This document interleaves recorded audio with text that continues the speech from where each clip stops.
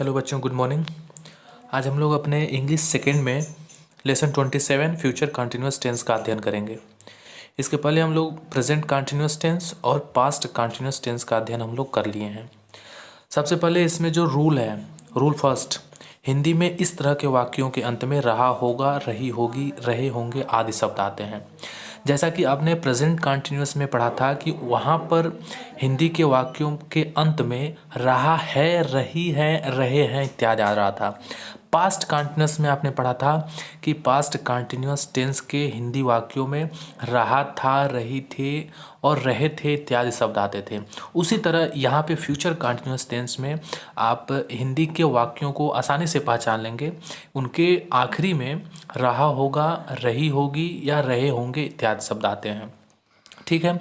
दूसरा रूल, इस टेंस में सहायक क्रिया के रूप में विल बी और शैल बी का प्रयोग होता है।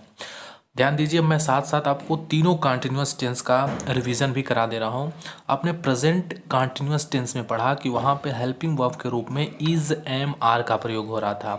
पास्ट कंटिन्यूअस टेंस में आपने पढ़ा कि हेल्पिंग वर्ब के रूप में वाज और वर का प्रयोग हो रहा था। अब यहाँ पे फ्यूचर कंटिन्यूअस टेंस में हम सहायक क्रिया के रूप में विल बी और शैल बी का प्रयोग करेंगे। जैसा कि आप वहाँ पढ़े थे प्रेजेंट कंटिन्यूअस में कि इज का प्रयोग हम ही के साथ और सिंगुलर सब्जेक्ट के साथ, आई का प्रयोग, एम का प्रयोग आई के साथ और आर का प्रयोग हम बहुवचन यू और यू, वी, दे और बहुवचन कर्ता के साथ करते थे। सेम वैसे ही पास्ट कंटिन्यूअस में हम लोग सिंगुलर सब्जेक्ट के साथ वाज का प्रयोग करते थे, प्लूरल सब्जेक्ट के साथ फर का प्रयोग करते थे। अब फ्यूचर कंटिन्यूस में हम आई और वी के साथ सेल बी का प्रयोग करते हैं और बाकी अदर सब्जेक्ट के साथ हम विल बी का प्रयोग करते हैं। ठीक है। जैसा कि प्रेजेंट और पास्ट के कंटिन्यूस में वर्ब का आईएनजी फॉर्म प्रयोग हो रहा था, उसी तरह यहाँ भी फ्यूचर कंटिन्यूस टेंस में भी हम वर्ब के फर्स्ट फॉर्म में आईएनजी लगाकर वर्ब का फोर्थ फॉर्म प्रयोग करेंगे। वर्ब के फर्स्ट फॉर्म में आईएनजी लगाने से वो वर्ब का फोर्थ फॉर्म बन जाता है, जिसको आईएनजी रूप भी कहा जाता है। फार्मूला देखिए, अफर्मेटिव सेंटेंस में subject plus will be oblique shall be plus verb के फर्स्ट फॉर्म में आईएनजी और ऑब्जेक्ट। जैसा कि आपने प्रेजेंट कंटिन्यूस में पढ़ा, सब्जेक्ट के साथ is, am, are plus verb के फर्स्ट फॉर्म में आईएनजी प्लस ऑब्जेक्ट। वाज मतलब पास्ट कंटिन्यूस में आपने पढ़ा कि सब्जेक्ट के साथ वाज वर प्लस वर्ब के फर्स्ट फॉर्म में आईएनजी प्लस ऑब्जेक्ट। अब आप यहाँ पे फ्यूचर कंटिन्यूस में सब्जेक्ट के साथ विल बी और सेल बी प्लस वर्ब के फर्स्ट फॉर्म में आईएनजी और ऑब्जेक्ट, ये तीन चीज़ें, सब्जेक्ट वर्ब के फर्स्ट फॉर्म में आईएनजी और ऑब्जेक्ट, ये तीनों चीज़ें नहीं बदल रही हैं, केवल आपका हेल्पिंग वर्ब बदल रहा है। केवल हेल्पिंग वर्ब ही बदल रहा है तीनों टेंस में।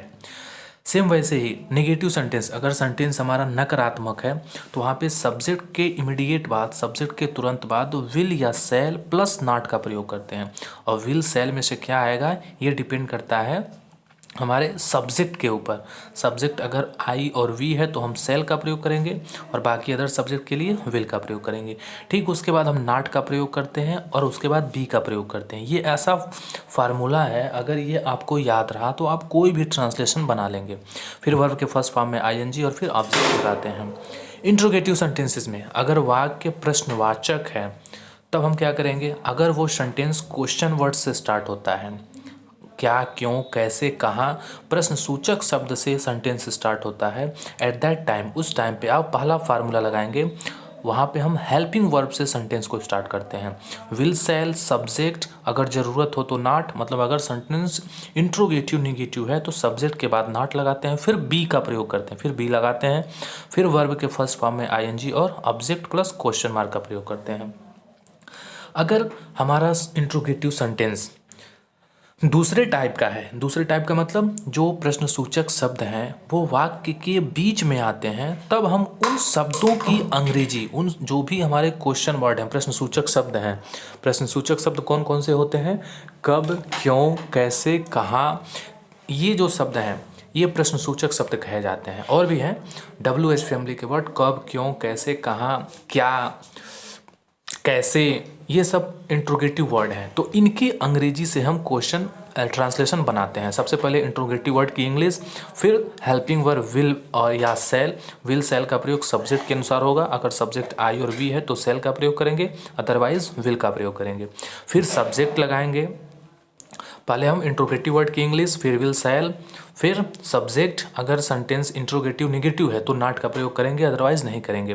फिर बी का प्रयोग करते हैं, उसके बाद वर्ब के फर्स्ट फॉर्म में आईएनजी और ऑब्जेक्ट। क्वेश्चन मार्क लगाना नहीं भूलेंगे, ठीक है। तो इस तरह से ये इस टेंस का केवल इतना ही रूल है। अगर ये फार्मूला आपको याद हो गया तो आप सेंटेंस बना लेंगे।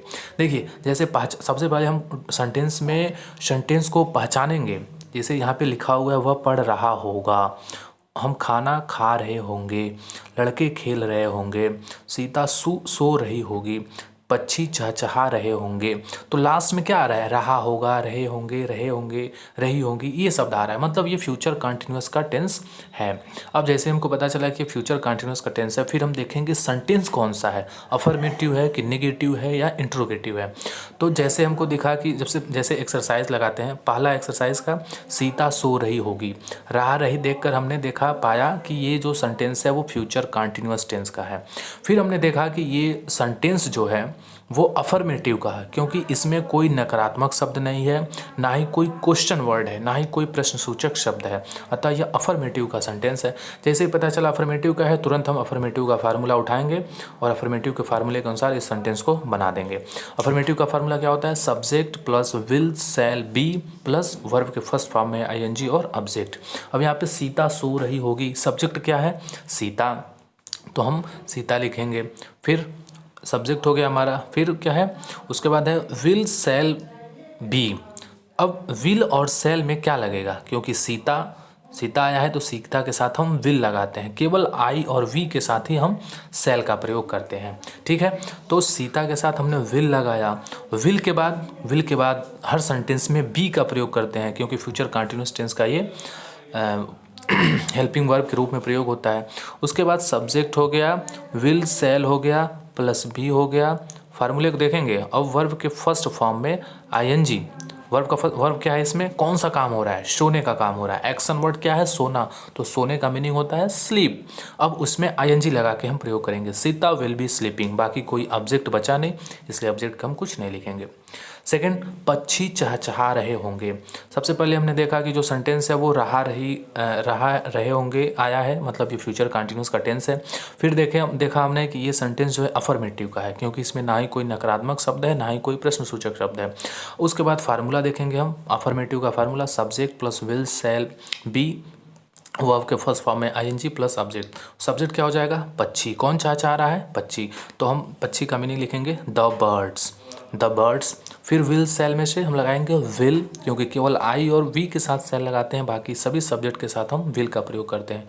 तो द वर्ड्स के बाद विल, फिर उसके बाद बी, और चाहना का मीनिंग देखिए यहाँ पे दिया हुआ है चर्प, इसका मीनिंग हो गया चर्प, और उसमें आईएनजी लगा देंगे, the birds will be chirping. ठीक, इस तरह से आप लोग बाकी सेंटेंसेस भी बना लेंगे। मैंने आपको सारा सेंटेंस बना के दे दिया है। आगे वाले सेंटेंसेस देखते हैं। नेगेटिव सेंटेंस है, कांता रो नहीं रही होगी। इसमें subject plus will shall plus not plus be, verb के फर्स्ट फॉर्म में आईएनजी, ये फार्मूला है। तो सब्जेक्ट हो जाएगा कांता हो गया। विल सेल में से विल का प्रयोग करेंगे, क्योंकि कांता एक नेम है और नेम के साथ हम विल का प्रयोग करते हैं। नेगेटिव सेंटेंस है, इसलिए विल के बाद नॉट लगाएंगे और नॉट के बाद बी लगाएंगे। फिर उसके बाद कौन सा काम हो रहा है, इसमें रोने का काम हो रहा है। एक्शन वर्ड जो है वो रोना है, रोने का मीनिंग होता है क्राइंग या विपिंग, दोनों, क्राइंग भी कह सकते हैं, विपिंग भी कह सकते हैं। तो यहाँ पे the Kanta will be crying या कांता विल बी विपिंग, ठीक है। अब मैं हंस नहीं रहा होऊंगा, सब्जेक्ट क्या है, आई। यहाँ पे देखिए आई आ गया, तो हम विल सेल में से क्या लगाएंगे, सेल लगाएंगे। आई के साथ हमेशा सेल प्रयोग होता है। नेगेटिव सेंटेंस है तो सेल के बाद नॉट बी लगाएंगे, आई सेल नॉट बी, और उसके बाद कौन सा काम हो रहा है, एक्शन वर्ड यहाँ पे हंसना है, तो आई सेल नॉट बी लाफिंग। ऐसे ही आप लोग इंट्रोगेटिव सेंटेंस के भी ट्रांसलेशन बना लेंगे। इसमें जो डू योरसेल्फ है, इस क्वेश्चन को आप अपने मन से करेंगे। ये एक्सरसाइज 3 एक्सरसाइज मैंने छोड़ दिया है, इनको आप अपने मन से करेंगे। तो यहाँ भी देखिए, ये भी 2-3 एक्सरसाइज हैं, इनको भी मैंने छोड़ दिया है, आप लोग अपने मन से सॉल्व करेंगे। फार्मूले में बिठा के मीनिंग यहाँ पे दिया हुआ है, फार्मूले में केवल सेट करके हम इसका ट्रांसलेशन बना लेंगे। तो आज यहाँ पे आपका फ्यूचर कंटिन्यूअस खत्म होता है। तो तो थैंक यू फॉर टुडे। आप लोग कॉपी में नोट ध्यान दीजिए, कॉपी में आप लोग ये रूल प्लस एक्सरसाइज का केवल दो दो ट्रांसलेशन बनाएंगे कॉपी में। ऐसा नहीं है कि पूरा एक्सरसाइज कॉपी में लिख देंगे, केवल दो दो एक्सरसाइज हर का, अफर्मेटिव का, नेगेटिव का और इंट्रोगेटिव का, केवल दो दो एक्सरसाइज आप लोग कॉपी में लगाएंगे। तो थैंक यू फॉर टुडे।